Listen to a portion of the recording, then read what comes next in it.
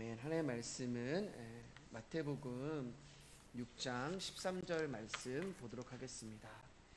마태복음 6장 13절 말씀 찾으시는 동안 교회 앞에 안내 말씀 드리도록 하겠습니다. 이제 형제님들 방에 공지한 것처럼 저희가 이제 옥상에 창고가 있는데요. 그 양주시청에서 와서 이제 그 소방법에 따라서 그 창고를 철거를 해야 되는 그런 상황이 됐습니다. 그래서 위에 이제 짐이 조금 있는데 그 짐을 예배 후에 이제 5층에 이제 어디 건물주 사장님이 있다고 하는데 거기다가 보관을 하도록 하겠습니다. 할렐루야. 네. 마태복음 6장 13절 말씀입니다. 한 절 말씀인데요. 우리 같이 한 목소리로 크게 읽도록 하겠습니다. 시작.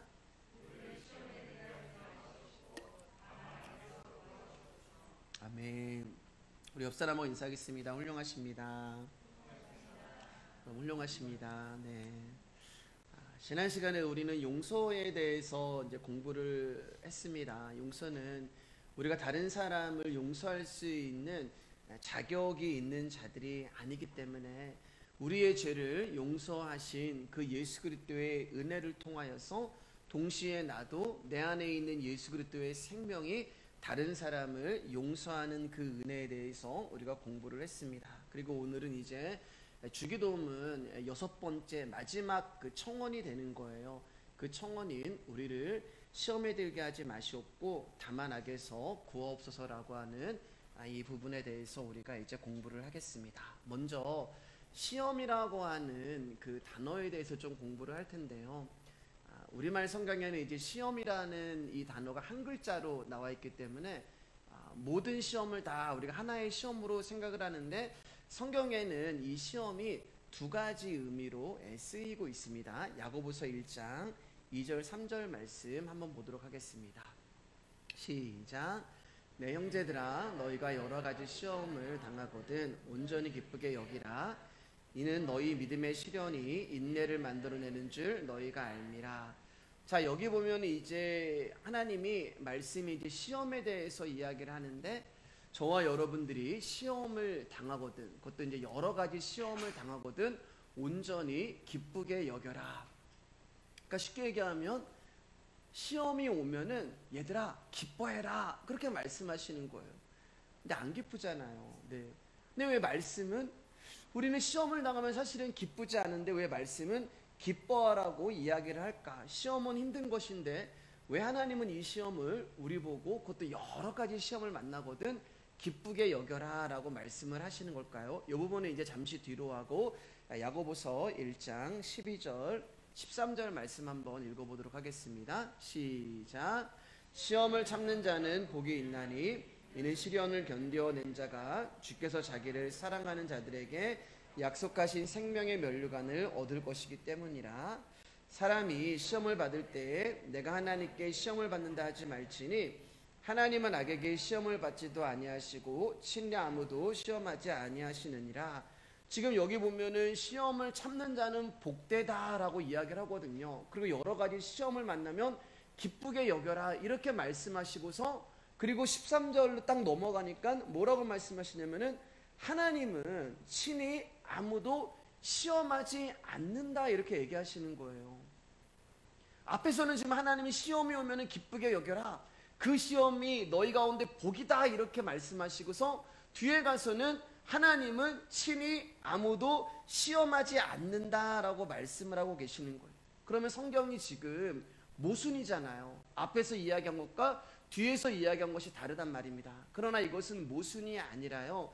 우리말 성경의 이 시험을 하나로 이야기하고 있는 거기서 오는 잘못이 되는 거예요. 즉 앞에서 우리가 봤던 야고보서의 시험과 뒤에서 보고 있는 야고보서의 시험이 다르다는 내용이에요. 그러면 지금 앞에서 하나님이 우리 보고 기뻐하라고 하는 그 시험의 내용이 어떤 것이냐면은 그 시험은 이런 거예요. 끊임없이 하나님이 당신의 자녀의 삶에 간섭하시면서 저와 여러분들을 말씀으로 살게 만드시려고 그리스도의 장성한 분량에 이를 때까지 우리를 간섭하시고 우리 삶 가운데 함께 하시고 우리를 인도하시는 시험이 야고보서 1장에 하나님이 너희가 여러 가지 시험을 만나거든 기뻐해라. 왜냐하면 그 시험은 너희 가운데 복이라고 말씀하는 거예요. 너희가 그 시험을 통과해야지만 생명의 면류관을 얻을 수 있다. 그래서 기뻐하라는 거예요. 근데 우리는 그 시험을 뭐라고 이야기하면은 고난이라고 이제 이야기를 하는 거죠. 고난, 시련, 환난, 그렇게 표현합니다. 그러면 뒤에 있는 시험은 뭐냐? 뒤에 있는 시험은 하나님이 당신의 백성들을 천국의 자녀로 만들려고 하는 그 시험이 아니라 구원받은 백성을 어떻게 해서든지 하나님과 멀어지게 하려는 마귀가 주는 시험이 바로 이 시험이 되는 거예요. 그래서 하나님은 마귀의 시험이기 때문에 나는 누구도 시험하지 않는다라고 말씀을 하고 있는 것입니다. 이것을 우리는 미혹이라고도 이야기하고 유혹이라고도 얘기하고 욕망, 욕심이라고도 이야기하는 거예요. 그럼 창세기 39장 1절 한번 볼게요. 소리 조금만 줄여주실래요? 창세기 39장 1절입니다. 시작.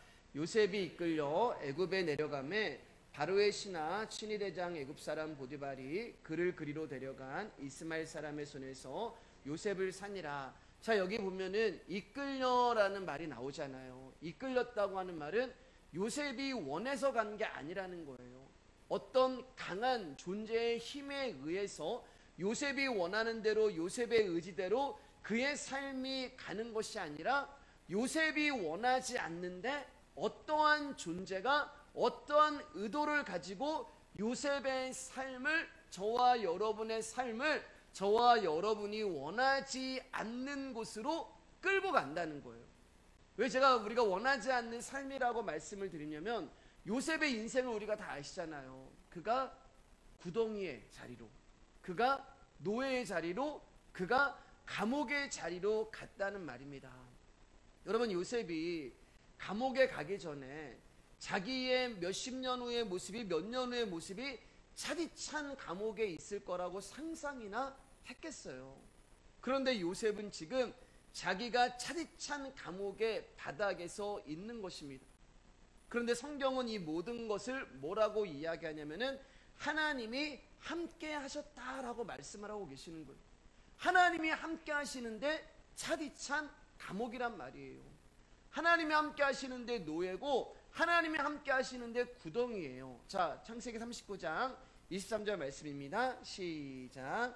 간수장은 그의 손에 맡긴 것을 무엇이든지 살펴보지 아니하였으니 이는 여호와께서 요셉과 함께 하심이라. 여호와께서 그를 범사에 형통하게 하셨더라. 그러니까 지금 요셉이 당하는 모든 어려움과 고난은 하나님의 이끄심과 하나님이 요셉과 함께 하심으로 나타나는 결과가 되는 거예요. 그게 뭐라고요? 감옥이요. 근데 여기서 성경은 뭐라고 얘기하면 형통이라고 이야기합니다. 이 형통이 뭐냐면 바로 하나님이 우리를 하나님의 자녀로 만들어 가시는 그 시험이 되는 거예요. 야고보서에서 말씀하시는 너희가 여러 가지 시험을 만나거든 기쁘게 여겨라 라고 말씀하고 있는 것입니다. 사실은 기쁘게 여길 수 없는 것이죠. 저 시험을 당하는 입장에서는 참 힘든 일이잖아요. 그러면 하나님은 왜 요셉과 함께 하시면 그를 도와주시고 그를 잘되게 해주시고 그를 감옥이 아닌 다른 곳으로 그를 좀 축복해 주셔야 되는데 왜 그와 함께 하심으로 말미암아 요셉의 인생을 뒤틀려 버리게 하셨을까? 하나님은 왜 당신이 그러면 요셉에게 시험하시는 그 이유와 목적이 뭘까? 저와 여러분 가운데 고난을 주시고 시련을 주셔서 우리를 시험하게 하시려고 한 하나님의 의도가 무엇일까? 그것은 여러분 결국 요셉의 꿈이 박살나게 하시기 위해서 하나님이 그 시험을 주시는 거예요. 요셉이 꿈을 꿨잖아요. 몇 집단이 있는데 가운데에 있는 집단에 형들의 집단이 절을 하는 거예요. 근데 여러분 성경에는 그 몇 집단이 요셉이란 말이 없어요. 근데 요셉이 뭐라고 생각을 하는 거예요? 아, 형들의 집단이 절을 했으니까 나한테 절을 하는 거구나. 그렇게 생각을 한 거예요. 그게 꿈을 꾼 거예요. 자기에 대해서. 그리고 그 별이 자기라고 생각을 한 거죠. 그러니까 하나님은 내가 중심이고 내가 세상에서 가운데 있는 존재고 나라는 존재가 전부인 줄 알고 있는 그 요셉의 인생 가운데 하나님이 이 시험을 통하여서 그의 꿈을 박살이 나게 만드는 거예요. 그를 무너지게 만드는 것이고 그를 부수게 만들고 그것을 뭐라고 그래요? 죽음이라고 얘기하는 거예요. 그리고 그 자리에 하나님의 꿈이 세워지고 하나님의 꿈이 이루어지는 방향으로 요셉을 만들어 가시기 위해서 하나님이 요셉의 인생 가운데 시험이라는 것을 주시는 거예요. 그래서 요셉이 결국에는 뭐라고 얘기합니까? 제가 전에 설교했잖아요. 당신들은 나를 해하려 하였으나, 그러니까 당신들로 꽉 차 있는 거예요. 요셉의 그 마음 가운데는 당신들, 나를 힘들게 했던 사람들, 나를 아프게 했던 사람들, 나에게 상처 줬던 사람들, 형들과 술 맡은 관원장과 간수장과 보디발의 아내와 나에게 어떤 사람, 형들이 저기 있다고 소개했던 그런 사람들로 가득 차 있었는데 하나님이 요셉의 꿈을 박살을 내고 그를 부수니까 어떤 일이 일어나는 거예요? 당신들은 나를 해하려 했으나 그러나 하나님으로 넘어가는 거예요. 당신들이 다 사라져버리고 거기에 하나님으로 가득 차버리게 되는 것입니다. 이게 하나님이 저와 여러분들의 인생 가운데 주시는 고난과 환난과 시련을 통하여서 우리 가운데 주시는 하나님의 시험의 목적과 은혜가 되는 거예요. 왜요, 여러분? 마찬가지죠. 하나님이 이 시험을 우리 가운데 주시지 않으시면 저와 여러분들은 전부 나를 위해서 살아가는 거예요. 나 말고 여러분요. 네. 나 자신을 위해서 살아가는 거예요. 여러분 한번 생각해 보세요. 여러분 인생 열심히 사셨잖아요. 지금까지 이제 열심히 인생을 살아오셨는데 여러분 그 인생을 누구를 위해서 사신 거예요? 하나님을 위해서 사셨다라고 자신 있게 이야기하실 수 있는 분들은 아마 없을 것입니다. 내가 인생을 열심히 산 것은 나의 이름을 위하여 산 거예요. 나의 인생을 위하여 산 거예요. 그러니까 결국 나라는 의를 쌓기 위해서 내가 열심히 산 거예요. 아, 목사님 저는 그래도 순간순간 예수님의 십자가의 은혜를 기억하면서 살았습니다. 여러분 그거 여러분이 기억한 거 아니에요. 순간순간 예수님의 십자가의 은혜, 순간순간 예수님의 사랑, 그것은 여러분 그분이 그 순간에 예수 그리스도의 십자가와 예수 그리스도의 사랑을 생각나게 해주지 아니하시면 저와 여러분들이 죄의 구렁텅이로 빠질 수밖에 없기 때문에 하나님이 순간순간 생각나게 해주시는 거예요. 그 십자가의 은혜가, 그 십자가의 사랑이 여러분 나의 의지와 나의 생각으로 나올 수 있는 것이 아닙니다. 그분이 은혜를 주셔야지만, 그분이 붙들어 주셔야지만 거기서 우리가 십자가의 은혜를 아는 자로 서는 것이지, 하나님이 우리를 탁 놔버리시면 저와 여러분들은 나라는 의를 위해서 사는 자들이 되는 거예요. 그러나 나라는 의를 위해서 산다는 것은 결국 뭐냐면은 악을 쌓는 거예요. 악을 위해서 사는 것입니다. 그래서 오늘 우리의 기도가 우리를 시험에 들게 하지 마시옵고 악에서 구원해 주세요라고 기도하는 것입니다. 그러니까 우리가 이 기도를 드리는 것은 하나님, 내가 악을 쌓지 않고 악을 위해서 살아가는 자가 되지 않도록 저를 좀 긍휼히 여겨주세요. 그 기도가 되는 것이고, 하나님은 때로는 우리를 그러한 자로 만드시지 않기 위하여서 노예로, 감옥으로, 그리고 아브라함처럼 하나밖에 없는 아들 이삭을 죽이라는 시험을 하시는 거예요. 고린도전서 10장 13절 말씀입니다. 시작. 사람이 감당할 시험 밖에는 너희가 당한 것이 없나니 오직 하나님은 미쁘사 너희가 감당하지 못할 시험 당함을 허락하지 아니하시고 시험 당할 즈음에 또한 피할 길을 내사 너희로 능히 감당하게 하시느니라. 여러분 우리가 어떻게 노예의 삶을 감당하고, 저와 여러분들이 어떻게 감옥의 삶을 감당하고, 저와 여러분들이 어떻게 하나밖에 없는 아들을 모리아산에 죽이라고 하는 그 시험을 감당할 수가 있어요. 우리는 감당할 수가 없어요, 여러분. 그래서 하나님이 우리의 꿈을 박살나게 하시는 것입니다. 나의 꿈을 박살내 버리시고 나라는 존재를 죽여버리시고 그 자리에 예수 그리스도의 생명, 하나님의 꿈이 찾아오셔서 우리 안에 그분이 함께 계심으로 내가 감당하는 것이 아니라 오직 내 안에 계신 그분의 생명이 이 모든 시험을 감당하는 거예요.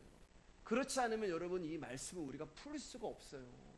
사람이 감당할 시험 밖에는 내 안에 있는 예수 그리스도가 그 시험을 다 받으시는 것입니다. 이 땅에 죄의 노예로 살아가고 죄라는 감옥에 갇혀 사는 우리를 구원하시기 위하여 하나님이 십자가에서 하나밖에 없는 아들을 모리아산이잖아요. 거기서 난도질하신 거예요. 죽여버리신 거예요. 그분의 사랑이 우리 안에 들어오심으로 말미암아 우리가 노예의 시험과 감옥의 시험과 아들을 죽이는 시험을 이미 다 겪으신 그분이 감당하고 계시는 거예요. 그게 피할 길이 되는 것입니다. 사랑하는 여러분, 시험이 왔을 때 저와 여러분들이 피할 길이 뭐가 있어요? 이것은 하나님이 우리 가운데 우리의 믿음을 성숙시키기 위해서 주시는 시험이기 때문에 우리는 피할 길이 없는 거예요. 그분이 작정하고 내가 너에게 믿음의 성숙을 위해서 이 고난을 허락한 거야 라고 하면은 여러분 우리는 도망갈 곳도 없고 피할 길이 없는 거예요. 그런데 피할 길을 주신다고 하는 것은 뭐예요? 우리로 하여금 받아들이게 하는 거예요. 받아들이게. 처음에는 인정이 안 되죠. 처음에는 왜 내가 여기 와 있어야 돼요? 요셉이 그랬을 거 아니에요. 요셉이 그 술 맡은 관원장 가운데 얘기하잖아요. 나는 죄진 게 없어요. 나는 억울해요. 나는 하나님 말씀 붙들고 살았어요. 나는 이 감옥에 올 자가 아니에요. 그런데 여러분 술 맡은 관원장이 그를 잊어버립니다. 요셉이 어떻게 되는 거예요? 자기를 도와줄 존재가 아무것도 없구나, 사방이 다 막혀 있구나라는 것을 깨닫는 순간에 요셉이 받아들이는 거예요. 상황과 환경과. 왜요? 그 시험은 내 힘으로 해결할 수 있는 것이 아니거든.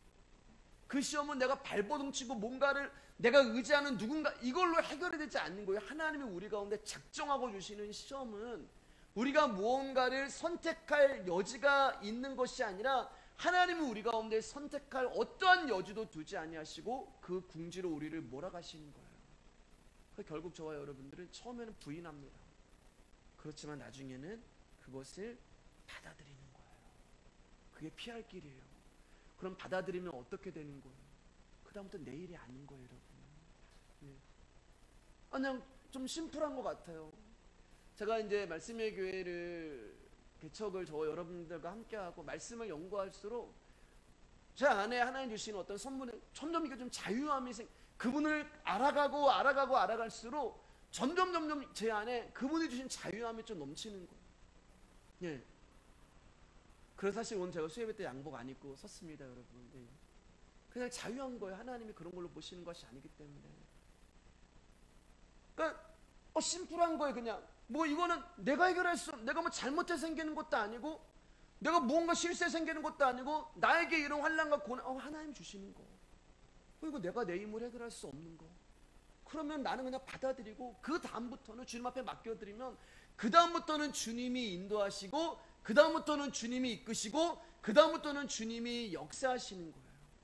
그래서 감당할 시험 밖에는 우리에게 주시지 않는다라고 말씀하고 계시는 것입니다.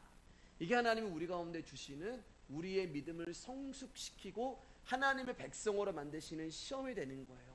자, 두 번째, 야고보에서 나타난 하나님이 주시는 시험이 아닌 친히 아무도 시험하지 아니하신다. 이 시험은 우리를 시험에 빠지게 함으로 우리를 지옥으로 끌고 가려고 하는 사탄의 유혹과 미혹의 시험을 말하는 것입니다. 그래서 하나님, 나는 아무도 시험하지 않아. 나는 그런 시험 너한테 주지 않아. 나는 내가 택한 백성을 지옥으로 끌고 가는 그런 시험 너한테 하지 않아. 그래서 야고보서에서 이렇게 말씀하시는 거예요. 자, 제가 어떤 그 청년을 예전에 알고 있었던 청년을 이제 우연히 만났는데 이 친구가 굉장히 신앙생활을 잘했거든요. 근데 굉장히 오랜만에 이 친구를 만났는데 이 청년이 제 앞에서 하나님의 존재를 부인하는 거예요. 너무 놀랐어요. 예. 찬양도 열심히 하고 예배도 열심히 하고 누구보다 열심히 했던 사람인데 하나님의 존재를 부인하는 거예요.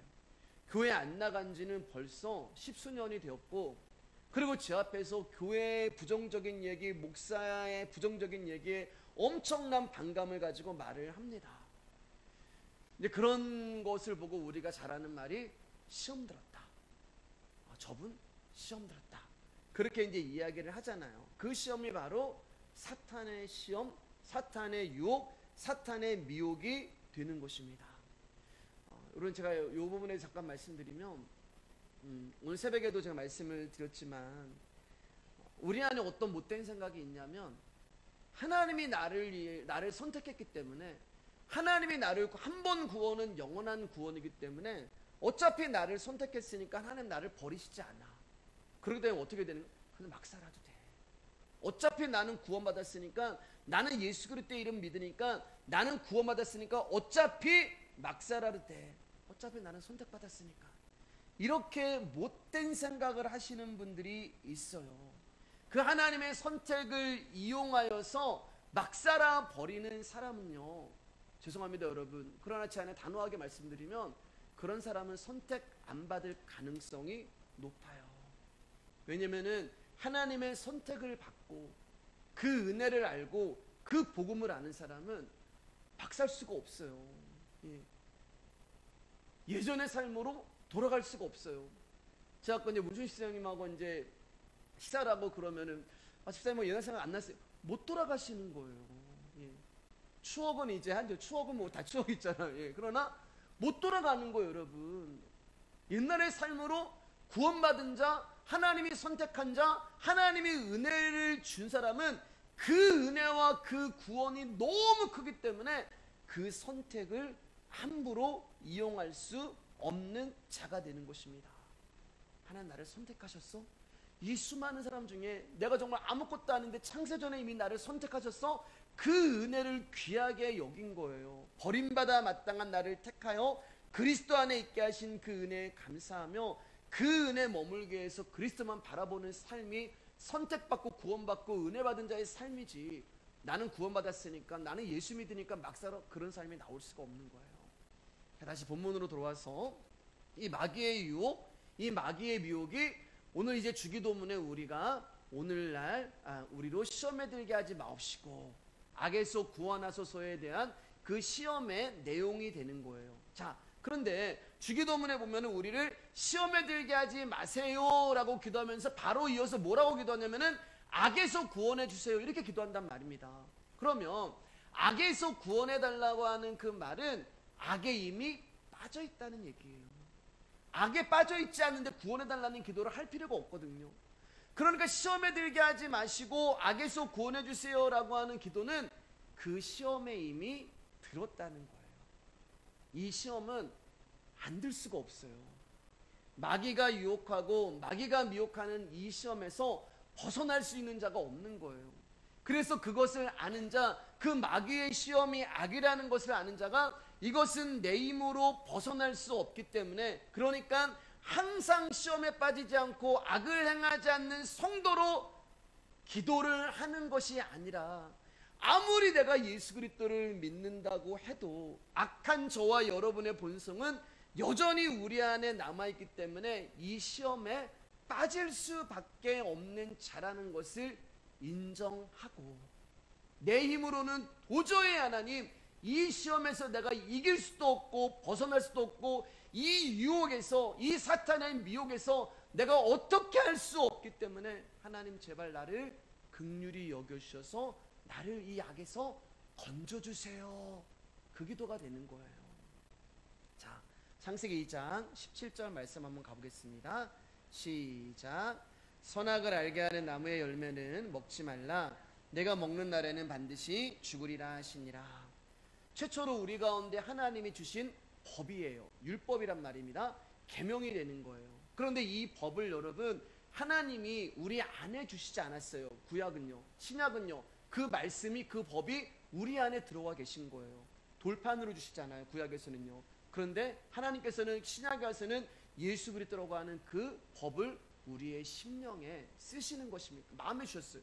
근데 구약에서는 이 최초의 법을 밖에다 주십니다. 선악과라고 하는 나무로 주시는 거예요. 그러면 왜 그 나무라고 하는 눈에 보이는 율법으로 밖에 주시는 건가? 그것은 나의 출발이 어떠한 자리에서 출발하는지를 보라는 거예요. 나라는 존재가 어떠한 존재라는 것을 보라는 거예요. 그 선악과를 먹지 말라고 이야기했는데 나는 그 선악과를 먹음으로 말미암아 나는 하나님의 말씀을 지킬 수 없는 자다라는 것을 눈으로 보라고 하나님께서 그 법을 밖에 세우시고 돌판에 새기신 것입니다. 그러니까 여러분 자꾸만 그 유치원적인 왜 선악과를 만들었어요? 그런데 질문하면 안 돼요, 여러분. 하셔도 돼요. 하셔도 되지만 죄송합니다. 하셔도 돼요, 얼마든지요. 그러나 이제 여러분들이 여러 번 나눈 거잖아요. 그렇기 때문에 이런 부분에서는 반복해서 하는 것들은 여러분들이 딱 정립을 하고 있어가지고 하나님 선악과 주시는 이유는 이거야. 선악과가 중요한 게 아니에요, 여러분. 나는 그 말씀을 먹지 말라고 하는 그 말씀을 선악과를 내가 먹으면서 나는 할 수 없는 존재구나. 나는 법을 도저히 지킬 수 없는 자구나. 나는 이 계명을 지킬 수 없어서 죽을 수밖에 없는 존재구나. 그 탐심이 바로 내 안에 있고 그 어둠이 내 안에 있고 그래서 나는 이 악한 자에서 살아갈 수밖에 없는 존재이기 때문에 나로서는 구원을 이룰 수 없구나라는 것을 법을 통하여서 주시는 거예요. 다른 것이 아니라 여러분의 윤리와 도덕을 통해서 말씀하시는 그건 하나님 말씀하시는 죄는 말씀이란 말이에요. 말씀으로 그 말씀을 어김으로 나는 죄를 지을 수밖에 없구나.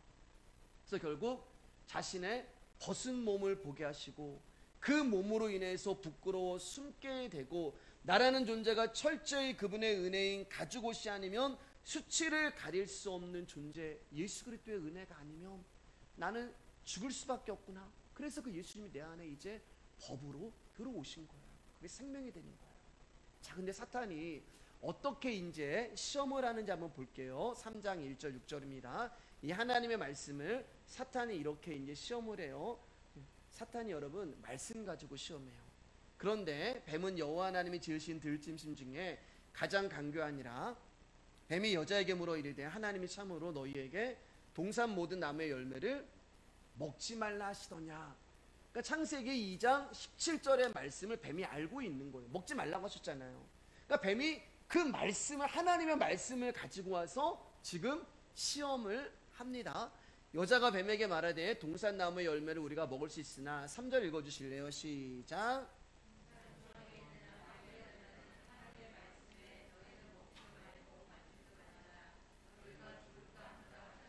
자, 말씀을 가지고 뱀이 시험을 하는데 이 하와가 말씀으로 답을 합니다. 하나님의 말씀에 얘기하는 거예요.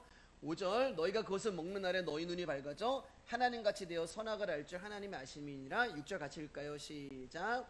그 여자가 그 나무를 본즉 먹음직도 하고 보암직도 하고 지혜롭게 할 만큼 탐스럽기도 한 나무인지라. 여자가 그 열매를 따먹고 자기와 함께 있는 남편에게도 주매 그도 먹은지라. 먹지 말라 하시느냐. 야, 창세기 2장 10절 말씀 가운데 그 먹지 말라고 하시더냐? 하나님께서 창세기 2장 10절 말씀 가운데 동상 중앙에 있는 모든 나무는 먹었는데 이 나무의 열매는 먹지 말라고 하나님이 말씀하셨어. 말씀을 알고 있는 거예요. 여러분, 사단이 말씀 모르는 자에게는 관심이 없어요. 예. 복음을 모르는 자들에게는 관심이 없어요. 그냥 내버려 두는 거예요. 잘 먹고 잘 살아라. 말씀을 아는 자를 지금 공격하고 있는 거예요. 왜? 말씀을 아는 자를 넘어뜨리는 게 사단의 목표가 되는 것입니다. 그러니까 여러분들이 진짜 내가 복음을 아는지 모르는지를 끊임없이 여러분 분별하시고 깨어 있으셔야 하는 거예요. 자, 그런데 사탄이 뭐라고 하냐면은 아니야, 먹어도 돼. 너 그거 먹으면 너 하나님처럼 될 수 있어. 괜찮아. 너 그거 먹으면 너 하나님처럼 될 수 있어. 이게 마귀의 시험이에요. 하나님처럼 될 수 있어. 이게 뭐예요, 여러분? 너 할 수 있어. 너 될 수 있어. 너 하면 돼. 너 가능해. 네 힘으로 될 수 있어. 네 힘으로 구원에 이룰 수 있어. 네 힘으로 할 수 있고 네가 가진 것을 얼마든지 할 수 있어. 이게 사단의 유혹이 되는 거예요. 여러분 보세요. 우리가 요셉 공부했잖아요. 하나님의 시험은 뭐예요? 나는 아무것도 할 수 없어. 그냥 할 수 있다고 막 해봤는데 그게 안 되니까 그냥 받아들이는 거잖아요. 내가 믿었고 의지하고 내가 할 수 있는 모든 것들이 다 나에게서 떠나갔을 때 그때 하나님이 일을 하시잖아요. 하나님의 시험은 너는 할 수 없다는 거예요. 하나님의 시험은 너는 무엇을 해도 안 되고 무슨 짓을 해도 안 된다. 그것을 깨닫게 하시는 게 하나님의 시험의 목적이에요. 왜요? 그래야만 그분이 내 안에서 일을 하시는 거예요. 내가 할 수 있으면 그분은 일 못하세요. 내가 가능성이 있으면 그분은 내 안에서 생명으로 계시지 않는 거예요. 그래서 우리를 박살내시고 부수시고 깨시고 죽이신 후에 하나님이 우리 안에 들어오셔서 그분이 우리 안에서 일하시고 살아가시고 인도하시고 이끌어 가시는 게 그게 하나님의 일의 목적의 시험의 목적이 되는 것입니다. 그래서 우리의 힘을 빼시는 거예요. 우리를 죽은 자처럼 방불하게 만들어 버리신 후에 하나님이 당신께서 당신의 일을 하시는 거예요. 왜? 내가 했다는 말 못하게, 우리가 했습니다 이 말 못하게. 근데 사단은 그렇지 않아요. 사단은 너 할 수 있어. 너 이거 먹으면 하나님처럼 될 수 있어. 너 이거 먹으면 얼마든지 가능성이 있어. 해봐. 그 이야기하고 있는 거예요.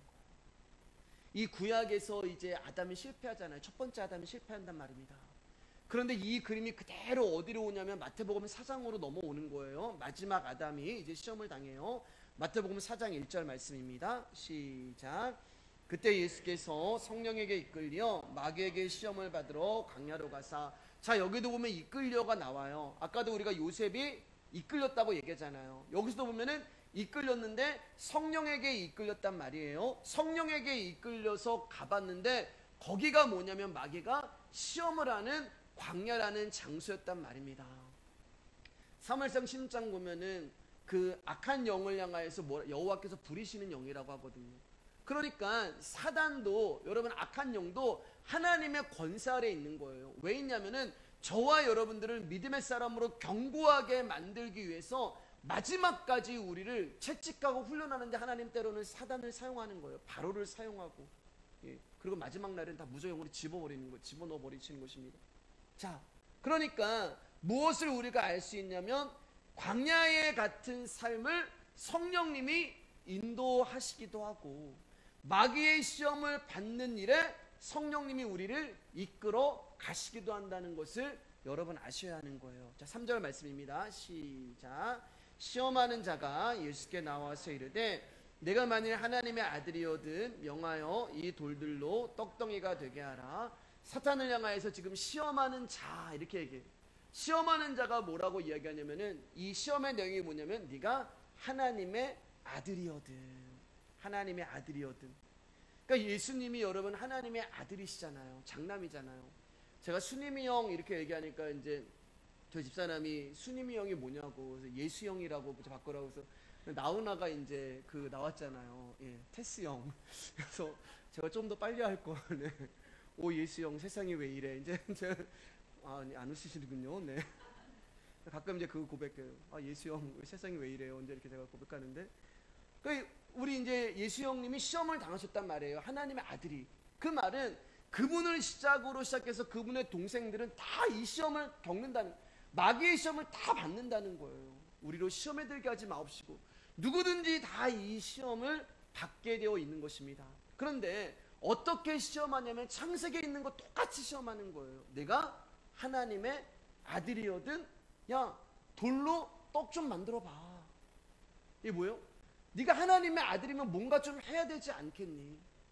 네가 하나님의 아들이면 선교도 해야 되고, 네가 하나님의 아들이면 전도도 해야 되고, 네가 하나님의 아들이면 헌신도 해야 되고 봉사도 해야 되고, 이게 정체성이라는 거야. 하나님의 아들이라고 하는 정체성, 뭐를 해야 되는 거예요.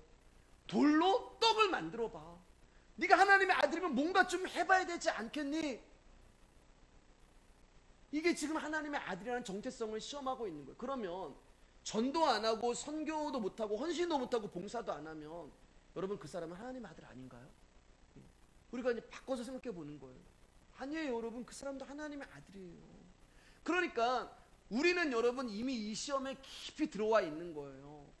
우리의 관념과 의식 속에 뭐가 있냐면은 야 근데 전도해야 되지 않아? 야 근데 뭐 선교해야 되지 않아? 야, 봉사도 해야 되고 좀 뭐 헌신도 해야 되고, 이런 그 시험들이 깊숙이 우리가 신앙생활하면서 우리 안에 이 마귀의 시험이 이미 들어와 있는 거예요.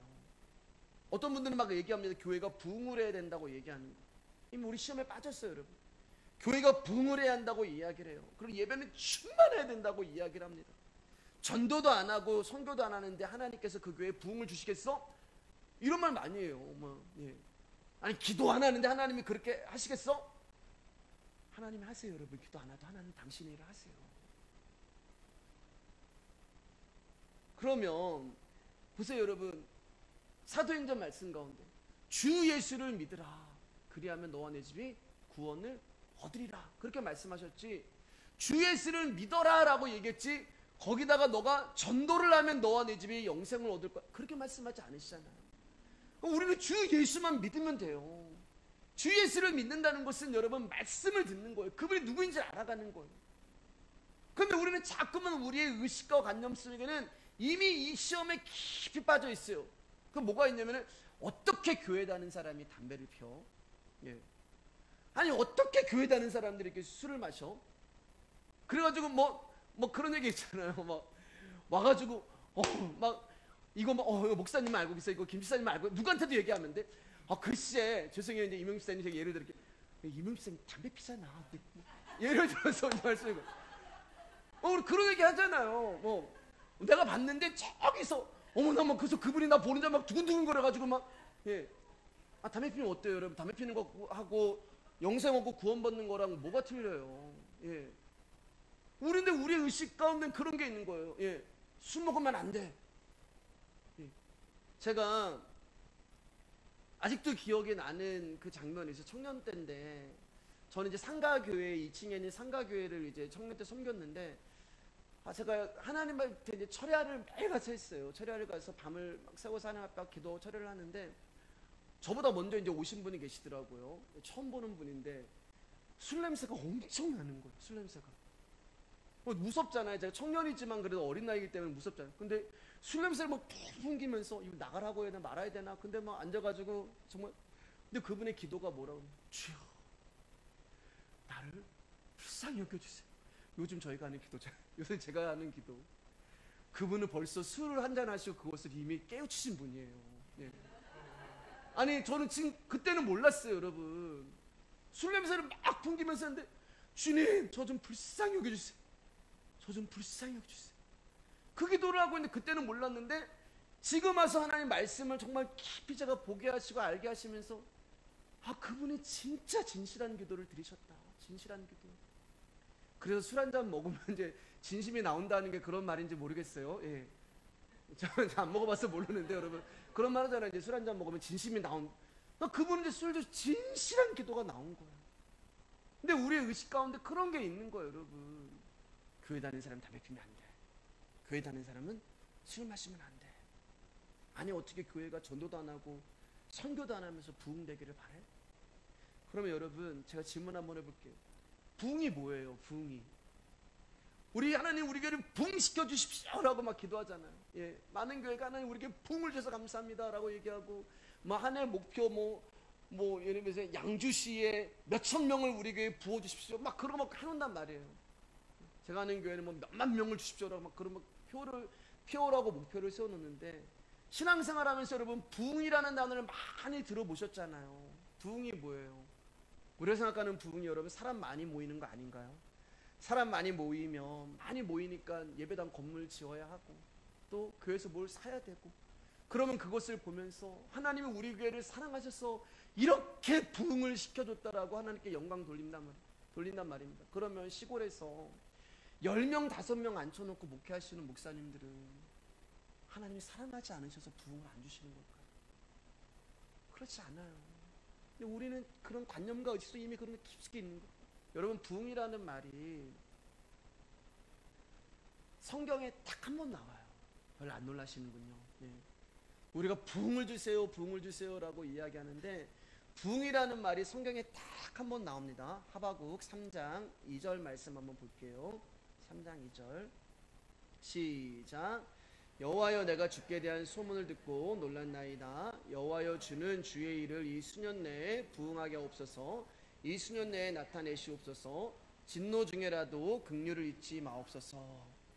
여기 한번 나와요. 부흥이라는 단어가 성경에 66권 중에 딱 한 번. 근데 여기 이 부흥이라는 뜻은 정결하게 하다, 깨끗하게 하다, 악을 제거하다라는 의미지 사람이 많아지다 그런 뜻이 아니에요. 이게 좀 어떻게 쓰이는 거냐면 하박국이 기도하면서 하나님 우리 이스라엘을 위해서 기도하는 우리 이스라엘이 부자 되게 해주시고 많은 사람이 모이게 해주세요. 그렇게 기도하는 게 아니에요. 지금 이제 멸망을 당하게 되는 거예요. 하나님 말씀하시는 거 하박 가운데 갈대아인 그러니까 바벨론을 말하는 거예요. 바벨론을 들어서 내가 이스라엘을 칠 거야. 그러니까 하박국이 어떻게 저런 이방인들에게 우리가 그러니까 멸망을 당하면서도 자존심이 상하는 거예요. 어떻게 할례받지 않냐는 저 인간들 가운데 우리 이스라엘이 멸망을 당할 수가 있습니까? 그러니까 하나님이 하박국 가운데 너 할례받지 않은 자? 그럼 너는 할례받은 자 하면서 이스라엘이 얼마나 극악무도한 죄인인지를 알게 하신단 말입니다. 그러니까 하박국이 그 하나님의 그 마음을 알고 나서 이렇게 기도하는 거예요. 하나님 우리 이스라엘을 부흥시켜 주세요. 하나님 우리 이스라엘을 바벨론을 들어서라도 우리 이스라엘에 있는 죄와 악을 좀 제거해 주세요. 바벨론을 들어서 우리를 치서라도 우리를 정결하게 해주시고 우리를 깨끗하게 해주세요. 그런데 하나님 우리가 그러한 포로로 그러한 벌을 받고 있을 때 하나님 우리를 버리지 말아주시고 우리를 긍휼하게 여겨주세요. 이게 부흥 안에 담겨있는 뜻이 되는 거예요. 그러니까 부흥이라는 것은 우리의 죄와 우리의 악을 도말하셔서 우리를 정결하게 하시고 깨끗게 하시는 그 사건, 십자가란 말이에요. 그게 부흥에 담긴 의미가 되는 거예요. 여러분 만약에 여러분들이 우리 교회를 부흥시켜 주세요 라고 하면서 우리 말씀의 교회가 숫자적으로 늘어나게 해주세요 그렇게 기도하면 여러분 우리 교회는 부흥하면 안 돼요. 하나님이 어느 정도 하실 거라고 저는 믿습니다. 그러나 그것도 하나님이 어느 순간에는 하나님께서 부흥이 뭔지를 알려주시기 위해서 우리를 또 하나님께서 연단과 시련과 고난 가운데 우리 교회를 두시기도 하실 거예요. 똑같은 거예요. 여러분의 인생과 우리 교회 인생은 똑같은 거예요. 그러니까 부흥이 뭐냐면 예수 그리스도의 십자가를 말하는 거예요. 그러니까 우리가 교회에서 부흥시켜 주십시오 그러면 우리를 하나님 십자가로 정결하게 해주세요. 하나님 그 십자가로 우리 악을 제거해 주세요. 하나님 진노 중에라도 그 십자가의 은혜를 통하여서 우리에게 긍휼을 베풀어 주세요. 이 기도가 부흥이 되는 거예요. 그럼 여러분 교회가 뭐예요? 교회는 간단해요. 교회는 바로 이 예수 그리스도를 머리로 하는 것이 교회가 되는 것입니다. 에베소 1장 22절 23절입니다. 시작. 또 만물을 그의 발 아래에 복종하게 하시고 그를 만물 위에 교회의 머리로 삼으셨느니라. 교회는 그의 몸이니 만물 안에서 만물을 충만하게 하시는 이의 충만함이니라. 교회는 그리스도가 머리 되는 곳이 교회가 되는 것입니다. 큰 건물과 큰 예배당과 큰 사람이 있는 곳이 교회가 아니라 오직 예수님이 머리이신 예수님이 몸인 저와 여러분들을 주관하고 다스리고 인도하시고 이끄시는 곳이 교회가 되는 거예요. 사랑하는 여러분, 교회는요 예수님이 필요한 자들이 모이는 곳이지 예수님을 필요로 하는 자들이 모이는 곳이 되어서는 안 됩니다. 교회는 많은 자들이 모이는 곳이 아니라 잃어버린 자들이 모이는 곳이 교회가 되어야 하는 거예요. 자, 다시 마태복음 4장 4절로 돌아오겠습니다. 읽겠습니다. 시작. 예수께서 대답하여 이르시되 기록되었을 때 사람이 떡으로만 살 것이 아니요 하나님의 이로부터 나오는 모든 말씀으로 살 것이라 하였느니라 하시니, 하와가 고백했던 것처럼 하나님의 말씀에 지금 똑같이 얘기하는 거예요. 기록되었을 때. 지금 예수님이 네가 하나님의 아들이라며, 네가 목사라며, 네가 장로고 권사고 집사라면은 네가 뭔가를 해야 되지 않아? 이 돌들로 떡을 만들어야 되지 않아? 뭔가를 좀 해봐라고 하는 그 사단의 시험 가운데, 유혹 가운데 예수님은 철저히 자기의 언어로 나가지 않으세요. 기록되었을 때 하나님의 말씀하시되 하나님이 이렇게 말씀하셨다. 똑같이 하와가 얘기해요. 근데 하와는 까먹어버린 거예요. 근데 예수 그리스도는 어떻게 돼요? 자기의 정체성을 숨겨버리고 계시는 것입니다. 얼마든지 예수님의 능력에 사단과 맞서 싸워서 이길 수 있는 힘이 그분에게 있어요. 그런데 예수님은 자기가 싸우지 아니하시고 말씀을 가지고 오셔서 대항하고 계시는 것입니다. 자기를 감추세요. 자기를 숨기시고 하나님의 말씀으로 나가는 거예요. 여러분 에베소 6장 16절 말씀을 보면은 믿음을 방패라고 한단 말입니다. 방패, 믿음의 방패를 들고. 방패라는 것은 뭐냐면 숨는 거예요, 여러분. 방패를 딱 들었는데 딱 하고 있으면은 방패의 아가 아는 곳이면 죽는 거예요. 그러니까 방패를 딱 들면 방패 뒤에 숨는 거예요. 방패는 싸우는 것이 아니라 숨는 것인데 이 방패가 뭐냐면은 말씀이란 말이에요. 여러분, 예수님이 지금 이 방패 뒤에 숨으시는 거예요. 말씀 뒤에 숨으시는 거예요. 자신이 싸우는 것이 아니라, 자신의 정체성이 드러나는 것이 아니라, 내가 하나님의 아들인데, 내가 목사인데, 내가 누구인데 하면서 무언가를 할 수 있는 자로 서는 것이 아니라, 예수님도 철저히 나는 아무것도 할 수 없고 오직 하나님의 말씀에, 하나님의 입으로부터 나오는 모든 말씀으로 사람은 사는 거야 라고 그 방패를 들이대고 있는 것입니다. 자기가 없는 거예요. 그러니까 어떻게, 자기가 없다는 말은 싸울 상대가 없다는 말이 되는 거예요. 시험이 안 되는 거예요, 여러분. 너 뭔가 해봐. 근데 예수님은 해봐? 돌덩이 한번 바꿔봐? 그렇게 하지 않으시고, 예수님은 자기라는 정체성을, 자기라는 존재를, 거기서 자아라는 존재를 싹 빼버리시고 말씀만 남게 하시는 거예요. 난 할 수 없어. 말씀이 싸우는 것입니다. 여러분, 저와 여러분들이 어떻게 악에서 구원을 받겠어요? 말씀이 싸우는 거예요. 이게 하나님이 우리 가운데 주신 무기가 되는 것입니다. 오직 이 복음이, 말씀이 우리를 시험에서 건지시고 지키시는 거예요. 왜냐하면 저와 여러분들은 이 사탄의 유혹과 미혹에서 절대 이길 수 없는 자들이기 때문에, 그래서 예수님도 말씀이라는 방패를 가지고 사탄의 시험을 이기시는 것입니다. 그러면 이 말씀이 없는 자들은 어떻게 될까요? 자기가 싸우는 거예요. 그래서 내가 복음이 없는 사람은 내가가 되는 거예요. 우리를 악에서 구원해 주시는 것이 우리를 악에서 구원해 주시는 것은 오직 말씀밖에 없음을 주님의 이름으로 축복합니다. 저와 여러분들이 예배 때마다 듣는 이 말씀이 여러분에게 무기가 되는 거예요. 여러분이 소화할 수 있는 만큼만 드시기를 바랍니다. 그러나 조금씩 늘어나요. 왜냐하면 위가 늘어나잖아요.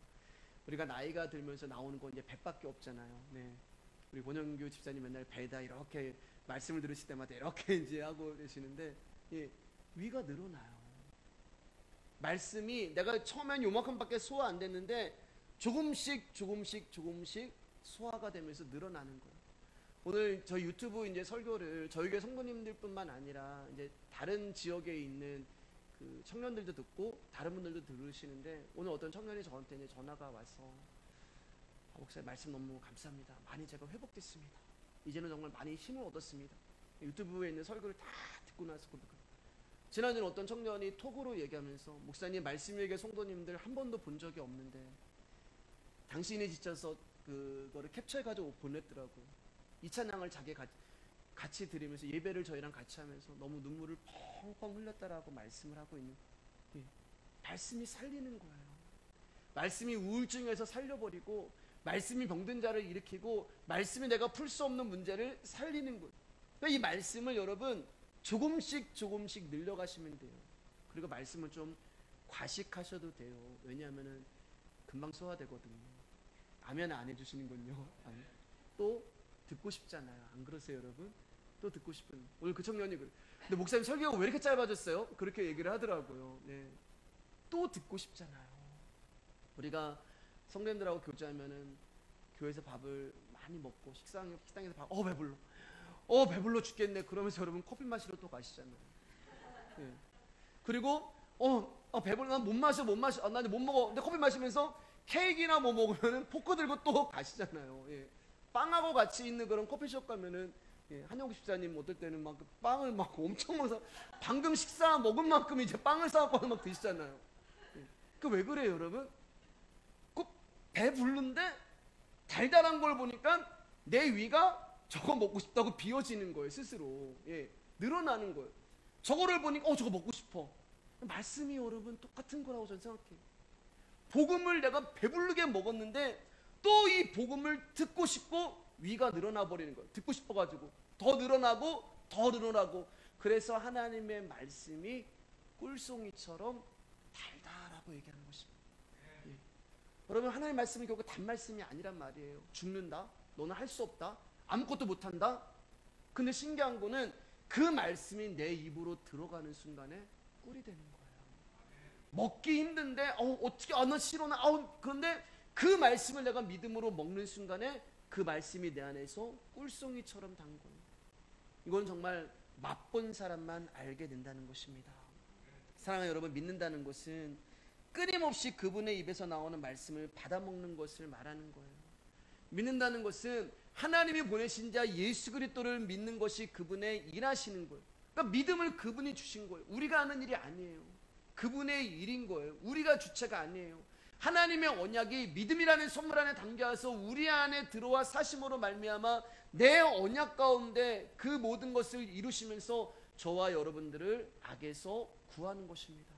돌덩이가 변하여 떡이 되는 기적이 아니라, 뭔가를 경험하고 신비한 걸 체험하는 것이 아니라 말씀을 통하여서 내가 한 번도 보지 못한 예수 그리스도의 십자가를 믿는 거예요. 그게 하나님 우리 가운데 하신 일입니다. 이제 4절, 5절, 7절 읽고 이제 말씀 정리하겠습니다. 마치겠습니다. 5절, 7절입니다. 시작. 이에 마귀가 예수를 거룩한 성으로 데려다가 성전 꼭대기에 세우고 이르되 내가 만일 하나님의 아들이거든 뛰어내리라. 기록되었을 때 그가 너를 위하여 그의 사자들을 명하시리니 그들이 손으로 너를 받들어 발이 돌에 부딪히지 않게 하리로다 하였느니라. 예수께서 이르시되 또 기록되었을 때 주 너의 하나님을 시험하지 말라 하였느니라. 높은 곳에서 떨어지라고 얘기하는 거죠. 네가 떨어지면은 하나님의 아들이면은 하나님의 천사들이 와서 너를 바칠 거야. 그게 뭐냐면은 떨어져도 다치지 않는다는 거예요. 여러분, 높은 곳에서 떨어지면 박살이 나고 깨지고 죽어야 됩니다. 근데 사단이 지금 얘기하는 거 보면 네가 여기서 떨어져도 너는 죽지 않아. 그 얘기하는 거예요. 네가 여기서 떨어져도 너는 죽지 않아. 예수야, 십자가 안 줘도 돼. 그 말하는 거예요. 야, 왜 십자가에서 죽으려고 그래? 너 십자가 지지 않고도 얼마든지 너 일할 수 있잖아. 그 지금 이야기를 하는 거예요. 떨어져도 너는 죽지 않아. 지금 사단이 뭐라고 얘기하냐면은 우리들 가운데, 믿는 저와 여러분 가운데 이 죽음, 우리의 꿈이 박살나고 우리의 존재가 부서지고 내가 죽어야지만 하나님의 생명이 나에게 오신다는 것을 부정하고 있는 거예요. 야, 그렇게 힘든 고난과 환난과 시련 그런 거 없어도 얼마든지 하나님의 일 할 수 있어. 할 수 있죠. 그러나 그건 내가 하는 거죠. 거기에는 구원이 없고 거기에는 영생이 없는 것입니다. 여러분, 왜 우리가 죽어야 되냐?